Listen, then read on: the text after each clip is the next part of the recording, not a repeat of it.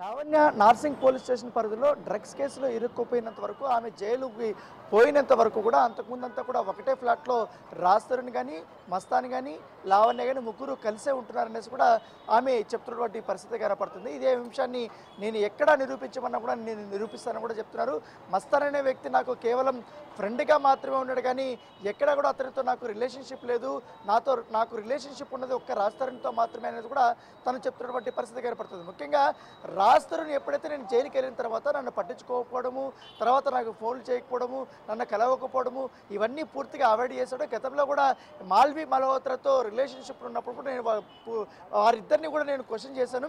ఇటు మాల్వి మల్హోత్రాకి కూడా నేను క్వశ్చన్ చేశాను, ఇటు రాస్తరుని కూడా క్వశ్చన్ చేసినప్పుడు వారిద్దరు కూడా నన్ను బెదిరించే విధంగా కూడా వారు నాకు రిప్లై ఇచ్చారు. దాంతోపాటు వాళ్ళ మాల్వి మల్హోత్రా కుటుంబ సభ్యులు కూడా నేను మెసేజ్లు పెట్టాను. వారు కూడా రాస్తరుని వెంటనే వదిలేకపోతే నీ అంత చూస్తాము, నిన్ను చంపేస్తామంటూ కూడా వారు బెదిరింపు మెసేజ్లు చేశారంటూ కూడా నిన్న వారి బ్రదర్కి సంబంధించిన మాల్వి మల్హోత్రా బ్రదర్తో మాట్లాడినటువంటి ఏదైతే ఇన్స్టాగ్రామ్ చాట్ ఉందో ఆ చాట్ కూడా ఆమె రిలీజ్ చేసినటువంటి పరిస్థితి కనపడుతుంది. దాంతోపాటు రాస్తరుని మాత్రం ఒకటే చెప్తున్నాడు, లావణ్యకి డ్రగ్స్ సంబంధించినటువంటి అంశాల్లో ఆమెకు ఎక్కువగా అవగాహన ఉంది, ఆమె పూర్తిగా డ్రగ్స్ అడిక్టెడ్గా ఉంది, చాలాసార్లు నా ముందే డ్రగ్ తీసుకునింది, ఆ మా ఫ్లాట్లోనే తీసుకున్నట్టు కూడా ఆయన చెప్పడం జరిగింది. అయితే ఆమె డ్రగ్స్ తీసుకుంటున్నప్పుడు మీరు సమాజంలో ఒక హీరోగా ఉన్నాడు కాబట్టి, ఒక హీరోగా ఉన్నటువంటి వ్యక్తి మీరు పోలీసులకు ఎందుకు ఇన్ఫామ్ చేయలేదనే విషయానికి మాత్రం నాకు భయం వేసింది. ఎక్కడ నా రెప్యుటేషన్ దెబ్బతింటుందో, ఎక్కడ నా మీదకి వస్తుందనే ఉద్దేశంతో ఇన్ని రోజులు నేను చాలా కామ్గా ఉన్నాను. కావాలని ఇప్పుడు లావణ్య రచ్చరగిస్తుంది, నా ఫ్యామిలీ మెంబర్స్కి కానీ నా ఫ్రెండ్స్కి కానీ నాకు ఇటు నిర్మాతలకు కానీ డైరెక్టర్కి కానీ ఆమె ఫోన్లు చేసి వేధిస్తుందంటూ కూడా ఆమె మీద అతను తీవ్రమైనటువంటి ఆరోపణలు కూడా చేస్తున్నట్టు నేపథ్యం నిజంగానే నేనే కావాలనుకుంటే మస్తాన్ని వదిలేసి ఉండొచ్చుగా, మస్తాన్తో రిలేషన్షిప్ పెట్టుకొని మళ్ళీ నన్ను బ్లాక్మెయిల్ చేయడం ఏంటి, పైగా నా ఫ్లాట్లో ఉంటూ బలవంతంగా ఉంటూ ఇట్లా అసాంఘిక కార్యక్రమాలు వారిద్దరు కూడా చేశారంటూ కూడా అతను చెప్తున్న నేపథ్యం ఏర్పడుతుంది.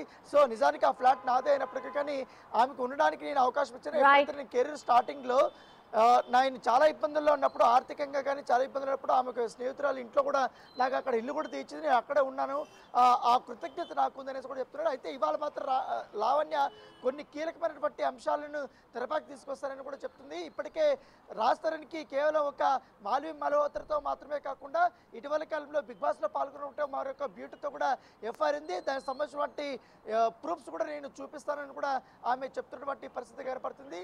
దాంతోపాటు అతను చేసినటువంటి ఇల్లీగల్ యాక్టివిటీస్ నాపై చేసినటువంటి ఆరోపణలన్నీ కూడా నేను ఇవాళ నిరూపిస్తాను, పూర్తిగా ఆధారాలను తీసుకొని వచ్చి ఏకంగా మస్తాన్ని కూడా నేను తీసుకొచ్చి ఇవాళ ప్రెస్ మీట్ పెడతానంటూ కూడా లావణ్య చెప్తున్నట్టు లేకపోతే కాబట్టి. సో ఇద్దరు వర్షన్స్ చాలా హీట్గా చెప్తున్నారు. ఒకరేమో డ్రగ్స్ ఆరోపణలు చేస్తున్నారు, మరొకరేమో తను కూడా డ్రగ్స్ తీసుకుంటున్నాడు, తను కూడా ఇల్లీగల్ అఫైర్స్ ఉన్నాయి, తను చెప్పేటువంటి అబద్ధాలంటూ కూడా మరొక వ్యక్తి ఆరోపణలు చేస్తున్న నేపథ్యంలో ఇప్పటికే నార్సింగ్ పోలీసులు కూడా రాస్తరుని ఇవాళ విచారణకు పిలిపించే అవకాశం ఉంది. విచారణకు పిలిపించే ముందు ఇటు లావణ్య పైన కూడా అతను లీగల్గా వెళ్ళడానికి ఇవాళ నార్సింగ్ పోలీస్ స్టేషన్లో కానీ అలాగా రాయదుర్గం పోలీస్ స్టేషన్లో కానీ ఆయన కేసు పెట్టే అవకాశం ఉన్నట్టుగా మనకు సమాచారం అవుతుంది.